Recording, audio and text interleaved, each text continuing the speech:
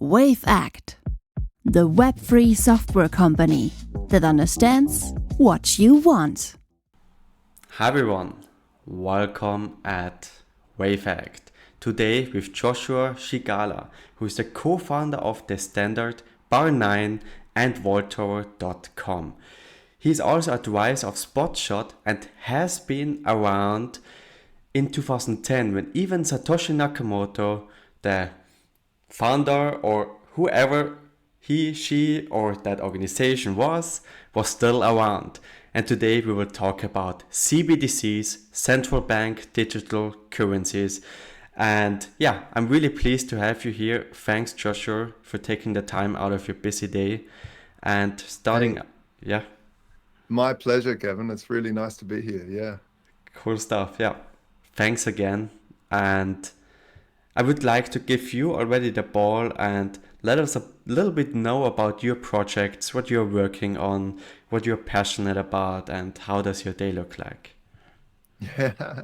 Well, like you said, I got into Bitcoin very early and have been obsessed by it. Yeah, I spent a lot of the years trying to fix the transparency problem in Bitcoin exchanges. And one of the first projects of mine was after the Mt. Gox collapse was to build a transparency protocol that we called the Glassbooks protocol. And then no exchanges wanted to use it. So we started building our own exchange in 2014 called Vaultoro. That's Vault as in a gold vault, VAULT, and then Oro, which is Spanish for gold, .com.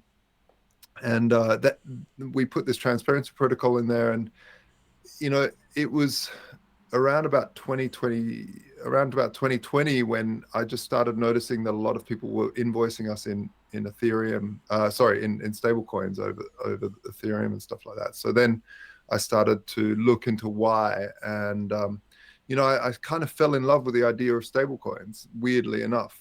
I used to hate them, think that it's ridiculous, Bitcoin all the way. But I realized that the normal people, if we want to get crypto adoption and move away from central banking, it's kind of the Trojan horse that we need. We need digital currencies that can come out and be usable by people. People know how much a bottle of water costs in their local currency. They don't know how much it costs in Bitcoin or Ethereum. So, but stable coins there's many different types. We saw the collapse of Luna, and I also saw that coming and gave a big talk about it at LeBitConf, which was also recorded. And it's on the web somewhere where I said we warned about Luna, and we mentioned Luna, but it was specifically algorithmic stablecoins that they will fail. And it wasn't because I was some sort of visionary. It was more because I've seen them come and go over the years.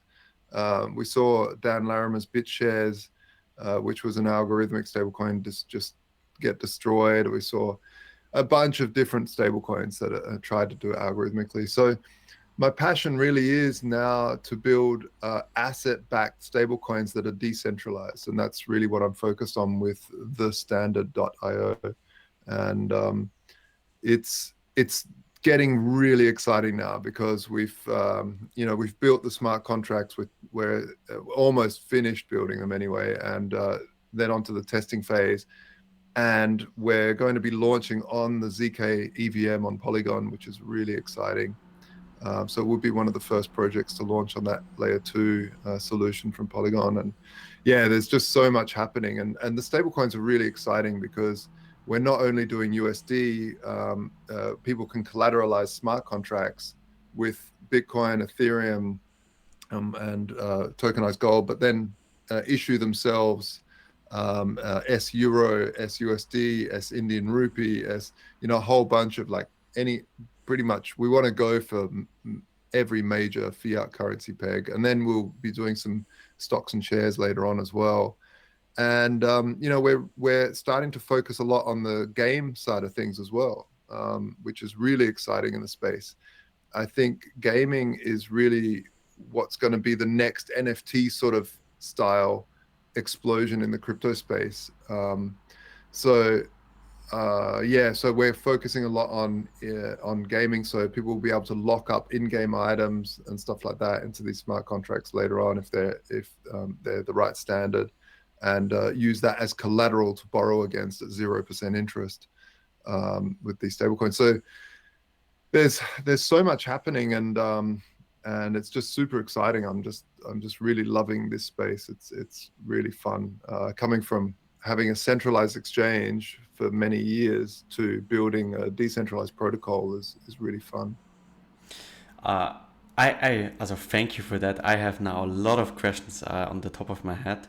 I will try to keep it short. One major question I think that many projects now battle around with is regulation, right? Since that you have had your, or still have it, I'm not quite sure, your own centralized exchange, you are now issuing stablecoins. What were the challenges associated with that, and how does it differ from like 5 to 10 years ago? Like, Yeah. yeah, what do you think about it? Well, the standard is totally separate from the centralized exchange. It's a different project. It's a different team. It started off with picking some of the best people that we have in Volterra and bringing them across to help build it out.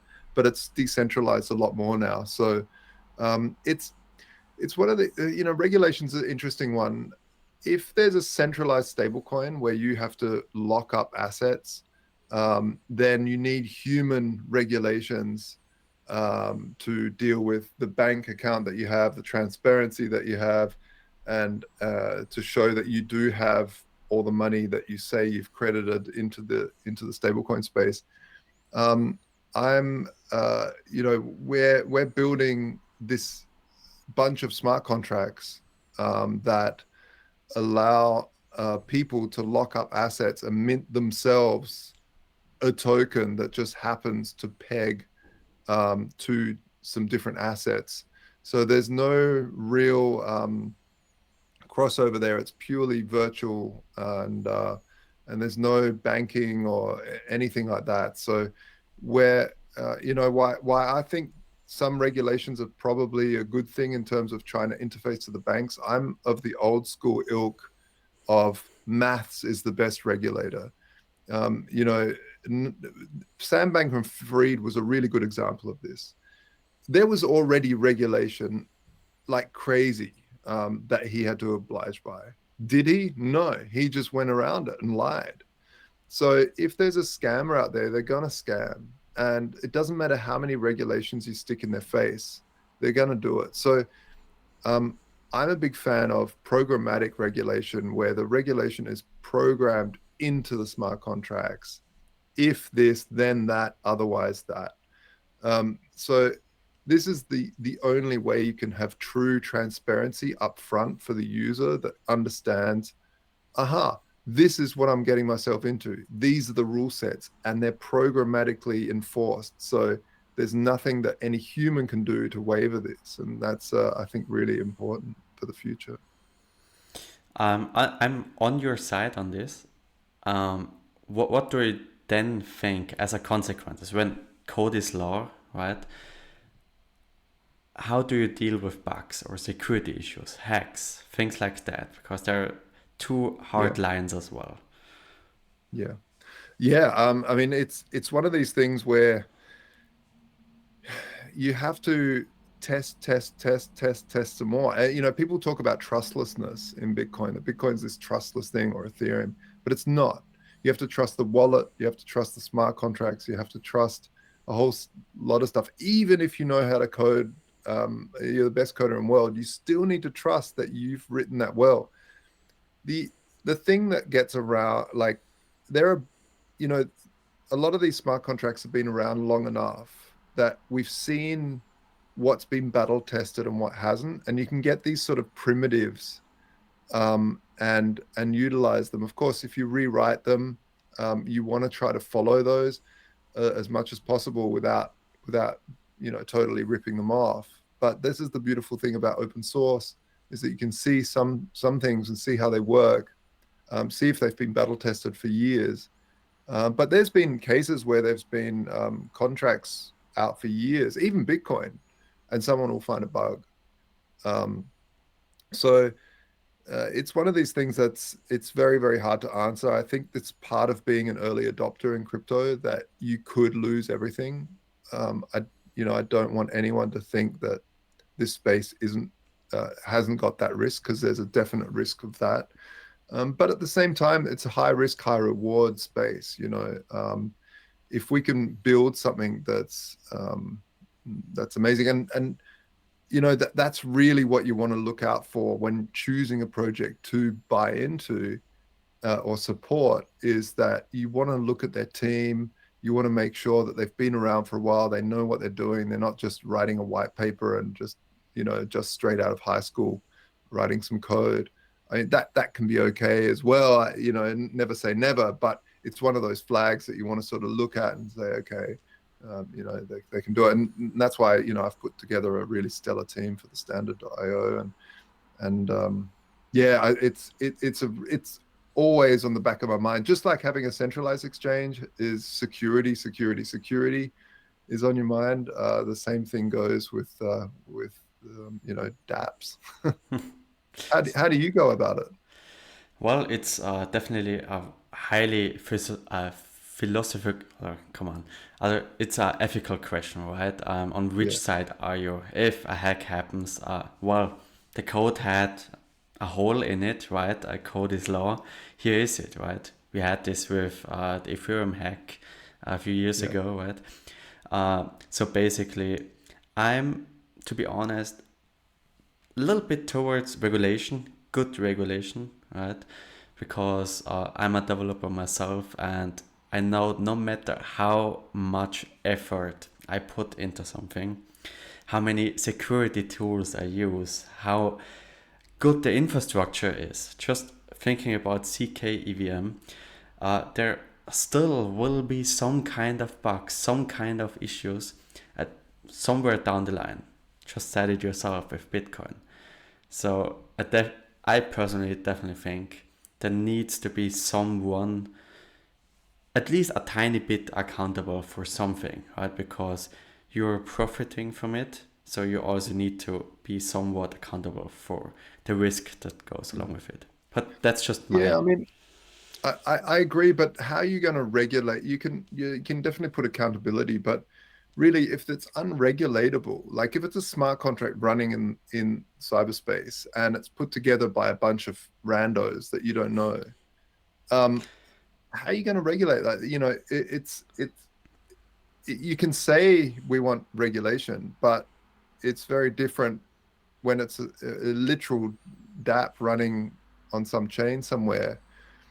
I think where really that solution comes in for protecting users is like decentralized insurance and stuff like that. These can be done with like prediction markets. So a prediction market could say, I bet, like me as an insurance contract could say, I bet that we will we will never be hacked, and and and and I put a whole bunch of Ethereum in there, and then uh, and then other people that use us say, well, I'll buy some insurance to say I get that pot if there's a hack. And so you can start to build mechanisms like insurances into smart contracts to allow people to get paid back for certain things. And this doesn't need to be issued by the people issuing that smart contract. It could be issued by a company, like a dApp that does specifically that task for DeFi or for NFTs or for whatever. It would be very hard to do that for like, oh, I got hacked, I want an insurance payout, but because you could hack yourself. But it would be very good for, hey, I'm using this smart contract. They are betting that it'll never be hacked, and then it was hacked, so pay out. Interesting point. Heard that already several times, and I somewhat agree with you for advanced users. But thinking about people that still have a hard time remembering passwords, telling them, hey, you need to buy some kind of insurance to protect you from that service being hacked. I think that's definitely something that reduces accessibility, adoption, and also going back to your initial statement, the devs can be anonymous, which is great, right? In general, I'm in for that. But when it comes to, well, I develop something and I break something, if I develop software for an airline, right, for some kind of flying vehicle, then, and I didn't, let's say, take the necessary or industry standards as a measures to actually secure that code, then it should be at least a company that has to correct that or come up with some kind of correct. Also, it's just personal opinion, right? You asked me. Yeah. I mean, it's interesting because you're equating the old school world with the new school world, and while that makes sense in a lot of ways, people that are coming into the space, it's different, right? Because it's not like the whole philosophy is have a decentralized space, right? So, well, that was the philosophy behind Bitcoin, and people can say, hey, we've got safeguards and everything else. The problem with a lot of regulation is that who creates them, who writes them, in which country, and then you get multiple regulations all muddled up, and you can't comply with that one and that one at the same time because they're negative. So then you have to choose which one. Then you get regulatory capture, where one DAP might say, hey, we want more regulation, more regulation, more regulation. This is what happened with the banking industry, that they regulated themselves so much. And the banking regulations are all written by the banks, by the way. So they protected themselves so much from startups. That's why you didn't even hear the word fintech before, like maybe PayPal was the only fintech around for years. And Bitcoin was kind of the first sort of breakthrough fintech thing. So you had these banks that had built these moats around themselves, so no one could compete. Like no one could build a startup bank because you just try competing with that. The amount of regulatory overhead was so much paperwork every weekend that you just couldn't do it. So they'd done this to and it's called regulatory capture. It's a common concept. And then Bitcoin came along, which was so out of left field that they're like looking over the fence going, what? They trapped themselves in, and they couldn't even, they didn't know how to deal with it. So it was interesting because it was a total paradigm shift in the way that money works, or in the way that money's even released. Because what do you mean there's no one that controls this? What do you mean there's no one that issues it? Huh? What? The network pays people to secure the network? How, what? So it was so crazy that banks didn't know how to do it because they regulated themselves into this little island and they couldn't get out. So I just don't want to see that happen to Bitcoin. While I do think exchanges need regulation and to deal with the banks, and because there's a whole lot of infrastructure stuff going on there, I do still think that that a lot of regulation needs to be pulled back, and we need to get back to market regulations where humans and education rather than regulation, because you need to teach people what no one knows what a good bank looks like. If I said to you, hey, how do you choose your bank? You'd be like, I don't know. Like, I'm not meaning you. Oh, good, man. sorry, man. Kevin, You're fine. You're fine. But yeah, I don't know. Like, how do I choose a bank? Like the nice ad that I saw, because all of the due diligence has been removed from us to determine what a good bank looks like. In the past, you would have to like look at the balance sheet, try to make sure it's good, because it could go broke. And even now, the FDIC insurance in the US is like $200K. So if you have more than that, you need to start spreading your money out to a whole bunch of banks. It gets very, very unruly very quickly if you have a few $1,000,000. And so, and the FDIC insurance also doesn't keep up with inflation. So, in 5 years' time, 200K really isn't much at all. Buy your carton of milk. So, so what I'm saying with that is, I think education is one of these things where shows like yours and others are so important because it teaches people how to actually use this stuff.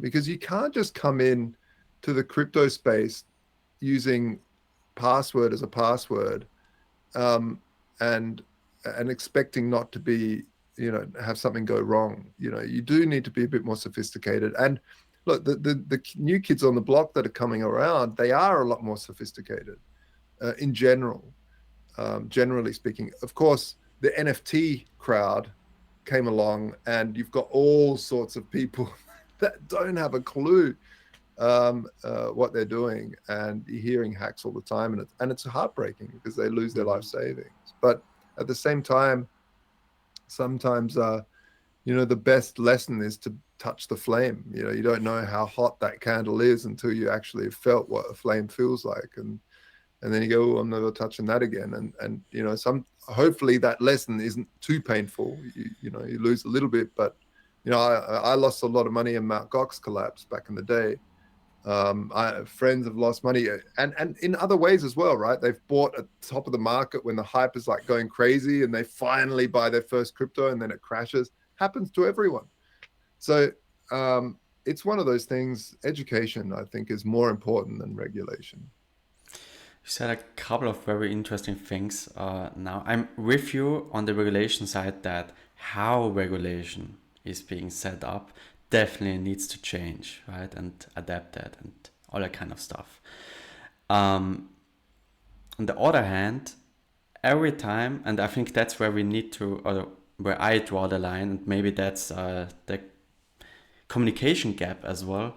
I'm with you when the protocol that these unknown devs set up doesn't make revenue for these devs by themselves in a centralized way, because they own a lot of tokens in their DAO, for example, where they can vote on decisions and these kind of things. If the DAO, the decision maker on chain, is actually truly decentralized, I'm with you. Otherwise, there is some centralized control, right? And then, as said, just my personal opinion doesn't mean it's a good thing. That needs to be. I totally agree. And this is the beautiful thing about the market, right? Is that 2017, when the whole ICO boom happened, the market evolved very quickly. Everyone bought into everything. And then they started saying, no, I'm not going to buy into a project where, these and this and that, and the founders have like 99% of the tokens. And so the market starts to adapt and evolve, and then you start getting general best practices. So you're like, okay, the best practices are watch out for things like rug pulls. How do rug pulls happen? Rug pulls happen when there's a large bunch of VCs that have jumped in early, and they're going to dump on all of the retail. So as this space evolves, people get smarter and smarter. And they start to build a type of regulation in anyway, because if you run an ICO or some sort of token sale with really bad token economics built in that are bad practices, a lot of people just won't go there. And we've seen huge projects like the Internet Computer project that launched with this massive, hype train and massive market cap. What was it? It was a whole bunch of VCs. And people just had enough, and so you saw it tank really quickly. I mean, it's still fairly high in the market cap, but it was interesting watching people's opinions change about certain aspects of token sales, and I think that the market is the best regulator for that stuff. And maybe there's a really good middle ground where we can have, because the gold industry, for instance, in the UK is voluntarily regulated. It's regulated by a private organization, called the Bullion Market Association, and they build out best practices. And if you follow those best practices, you get to have their stamp on your page. So these sorts of things are a really good idea, especially in a global environment where you don't want to deal with country by country having all different types of regulations. You could have a system that starts to build out a really good system for certain projects, and say, if a project follows our guidelines, we'll give it the stamp of approval, and go with it like that. Or maybe there's different scales and different types of stamps that you could have. But I think that's really where the industry needs to go, because you're right, we do need rule sets. We need to warn people that are getting fresh into this space, that are looking at it with big eyes, going, wow, look at all this crazy money that's floating around, and sort of warn them, hey, there's a lot of people that can take advantage of you if you don't know what you're doing. Look out for maybe these stamps, and check it on their website that they're following those voluntary regulations. Yeah, absolutely. I think we are completely aligned here. As a regulation can also just mean education, right? Looking at centralized exchanges. Hey, are you sure this is your wallet, or you can't take it back, and these kind of things? Just disclaimers, warnings, already helping you. Or hey, a mini tutorial. Do you understand this? Yes. Yeah. These kind of things definitely help as well. I'll give you just a quick example of terrible regulation.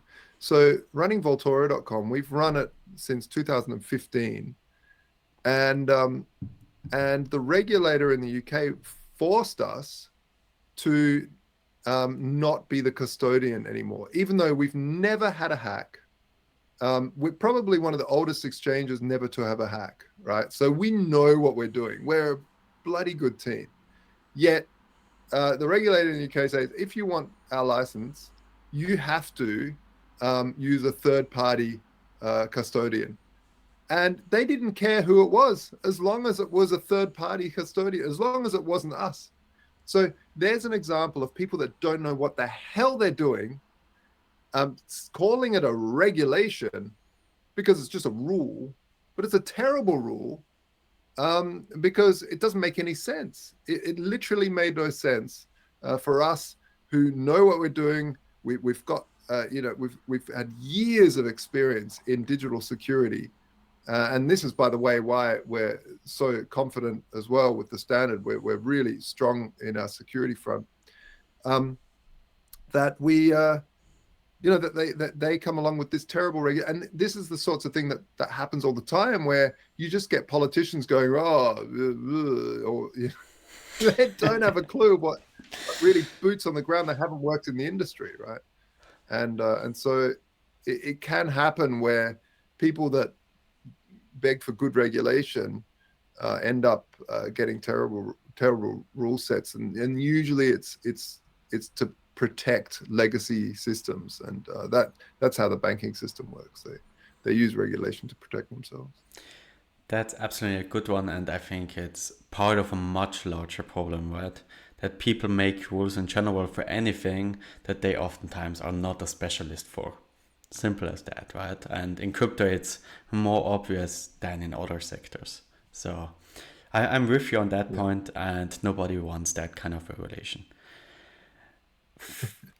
Maybe thinking about or talking about these kind of regulation scenarios, let's go back to CBDCs for a second, because I think it's really tightly associated with that. First of all, how would you, to get everyone on the same page, how would you define them, and what do you think about them? Let's keep it simple. All right. So a lot of people get confused. They think the CBDC is just, they go, oh, well, it's a digital dollar or digital euro. I'm already using digital euros. I use my card all the time. I hardly use cash. I beep, beep, beep everywhere. What's the difference?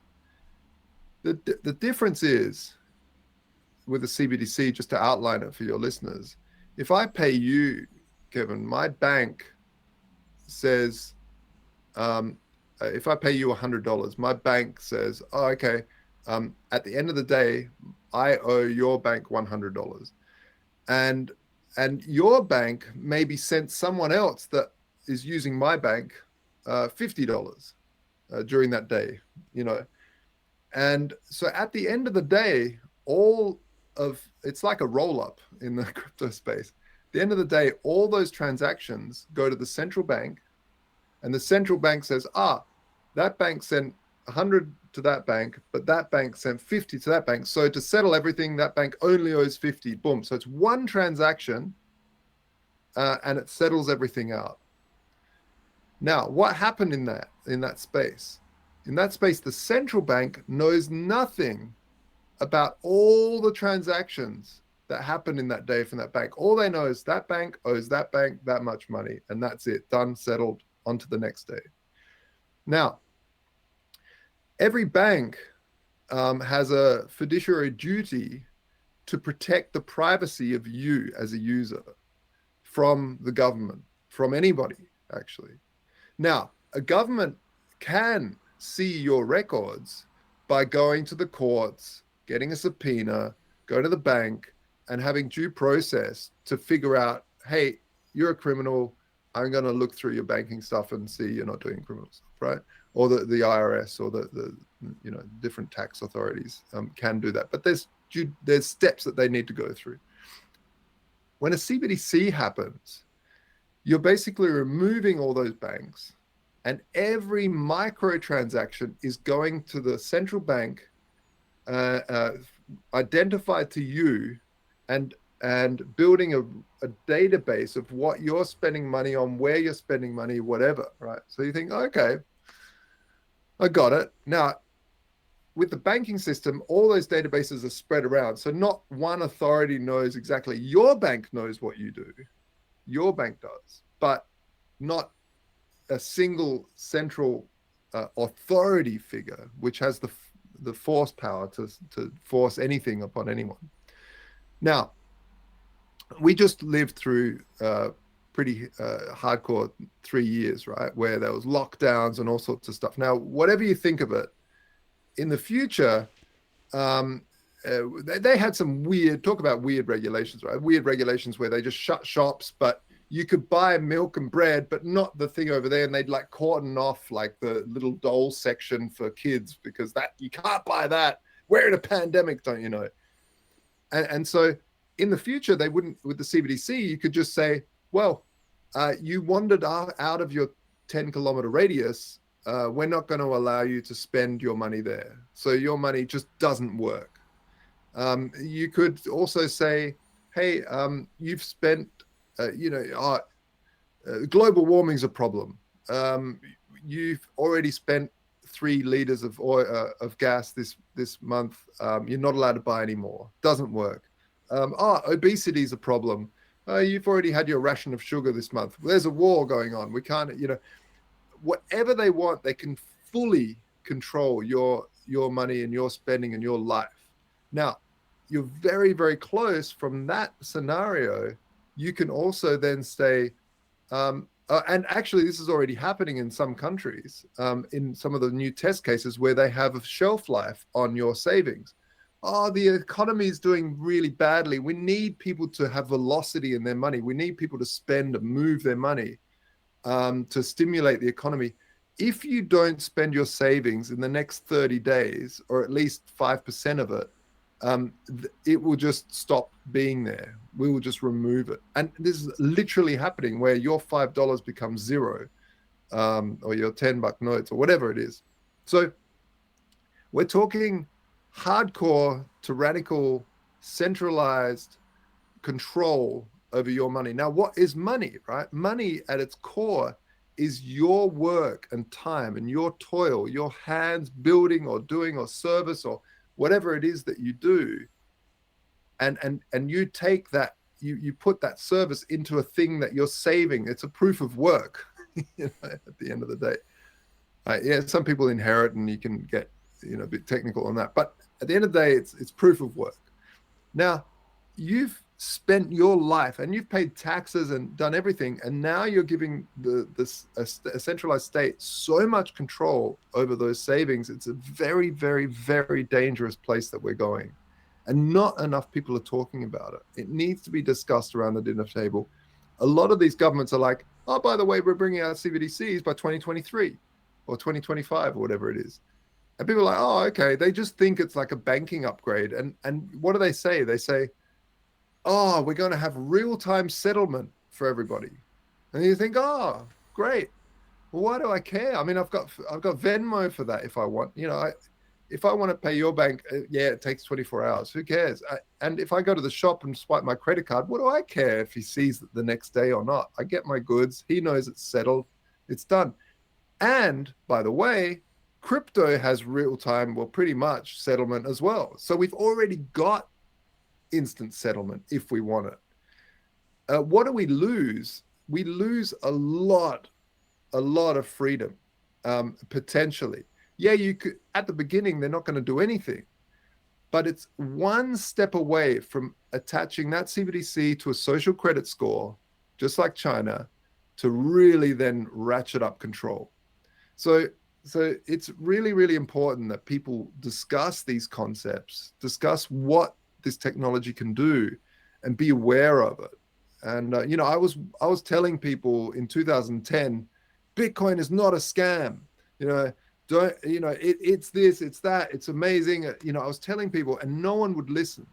And I just hope that now they listen to say, when I'm now warning against the technology, and that is these CBDCs. They're coming anyway, right?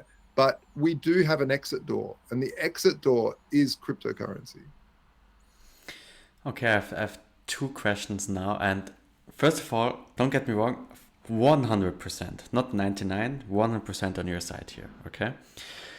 First of all, do you think that crypto, because if we have such a system in place, there would be a lot of, let's say, incentives for governments to actually regulate down crypto, or even prohibit it, to actually prevent you from using it. For example, you are only allowed to withdraw $1,000 a month from crypto to your bank account because it needs to be checked, or these kind of things. What's your viewpoint on that?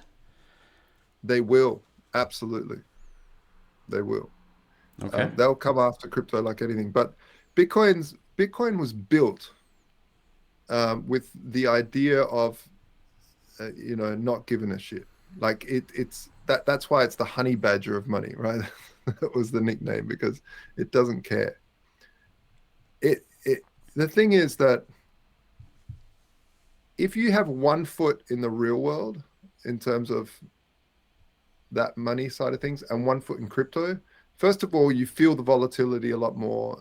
It's there's a lot more sort of happening. If you have both feet in crypto, meaning you get paid in crypto, you save in crypto, you bank in crypto, you get yield in crypto, you do everything in crypto, and you I don't know, like use even you can get a debit card, that maybe it wouldn't work in your country if that sort of regulation comes in, but you can, things of work, like there's so many workarounds that are happening, that I think it's tricky. But I don't want to live in a world where I'm, some sort of person just doing something that's not legal in my country. I'm always going to do something that's legal, because I don't want to end up in prison, and neither should anybody else.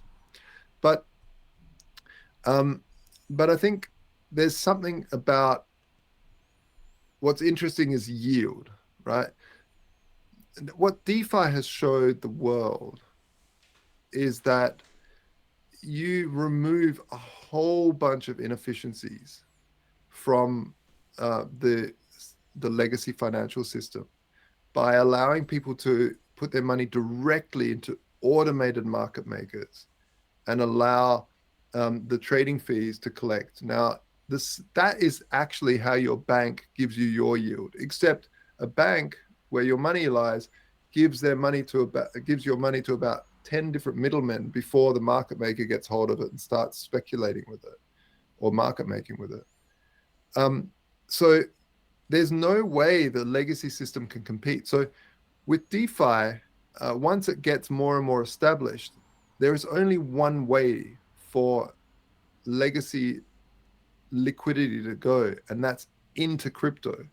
So this money is so powerful.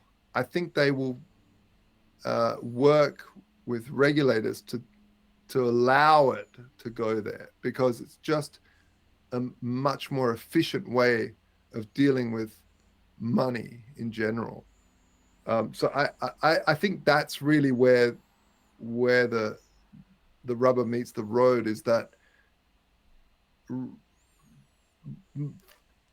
liquidity always goes towards strong yields, and so if there's a government that regulates the heck out of it and stops it all, that liquidity won't stay in that country. It'll shift to a country that doesn't have that and then do it.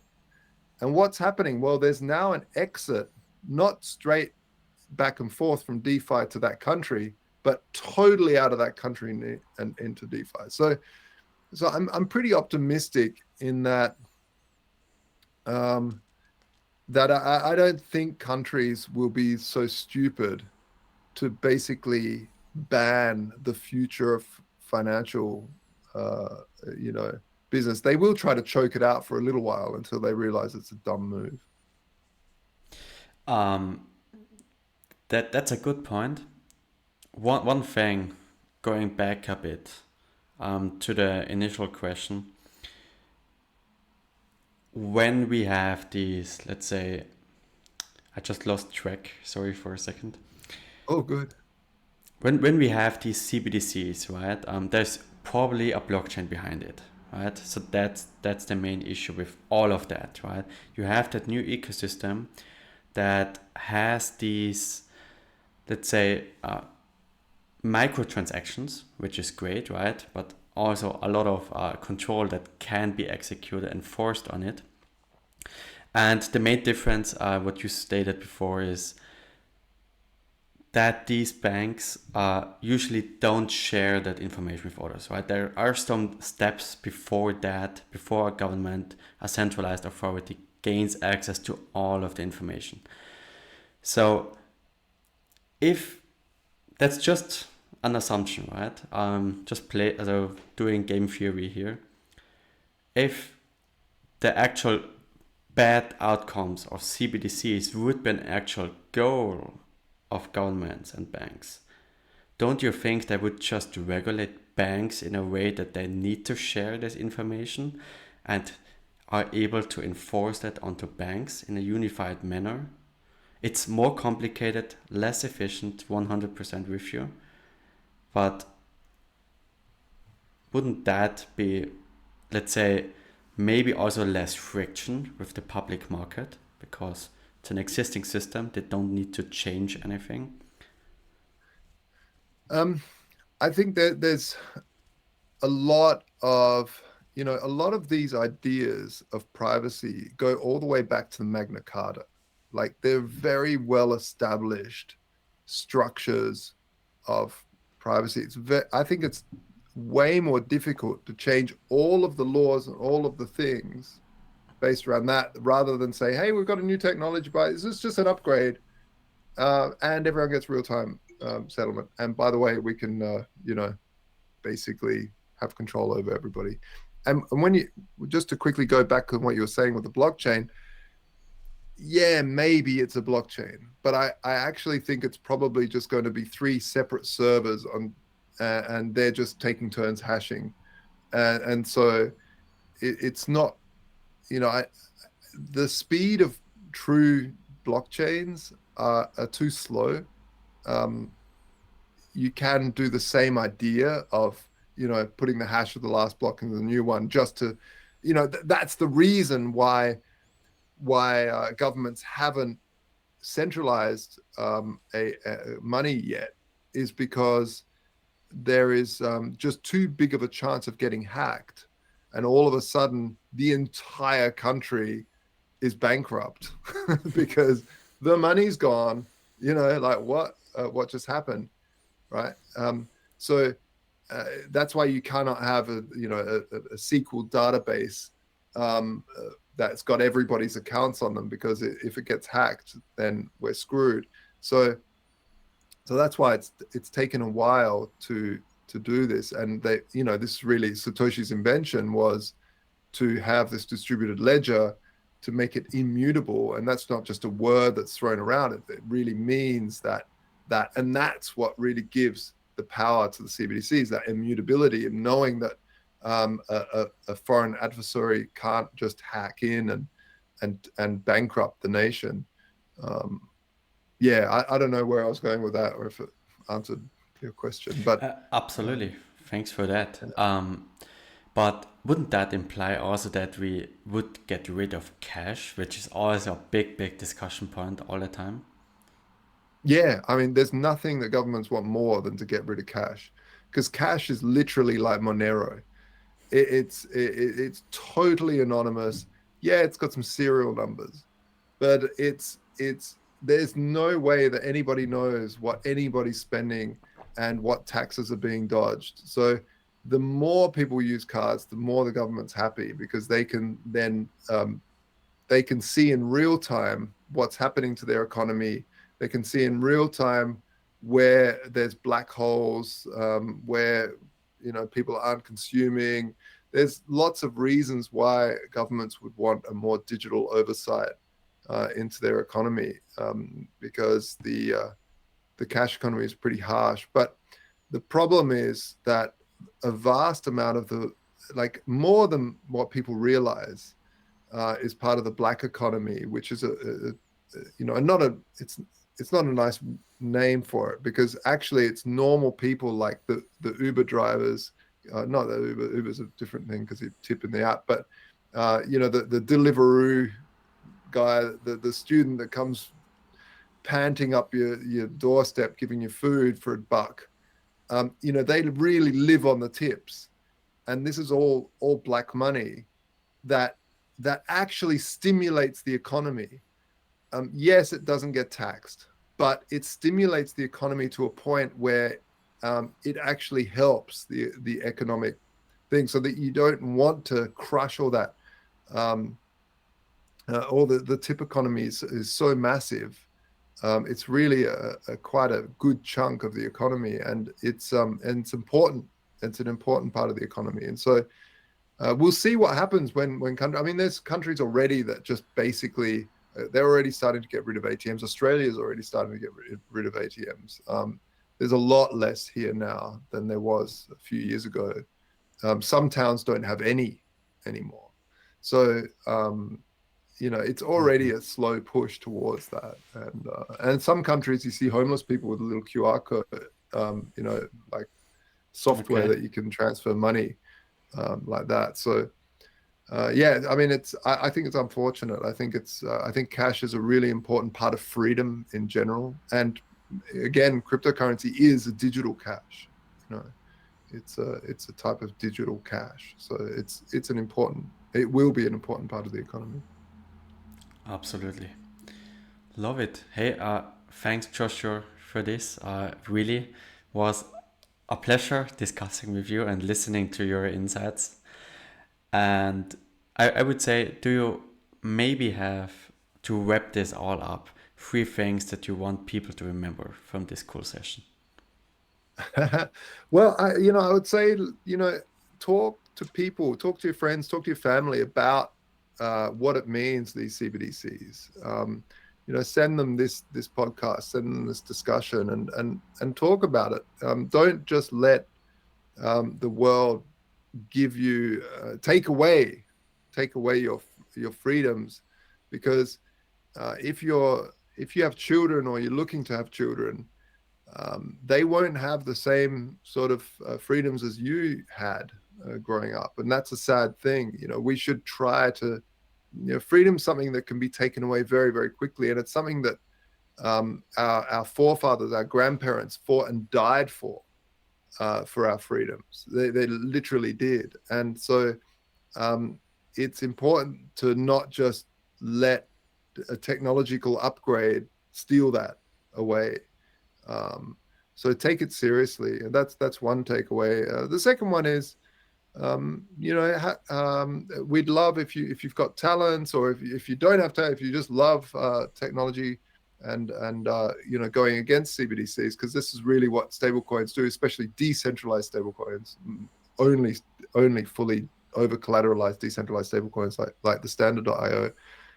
Come and join the Discord and the Telegram if that's what you're into, and talk about these things with us. If you can help with graphic design or with development, come and join the community. It's a really fun community. It's a great community. We have like a type of metaverse where it's kind of like a cypherpunk cowboy western theme. It's weird. Okay. It's just sort of taken on a life of its own, but it's just basically people making avatars for each other in that sort of theme, which is fun. And come and check it out. It's a cool community. Awesome. Hey, really thanks, mate. Please be so kind and send these links to me. I will put it into the video description. And yeah, thanks as well. Awesome. For everyone watching. Thanks, mate. Thanks, everyone. Smash the likes. Wavect, the web-free software company that understands what you want.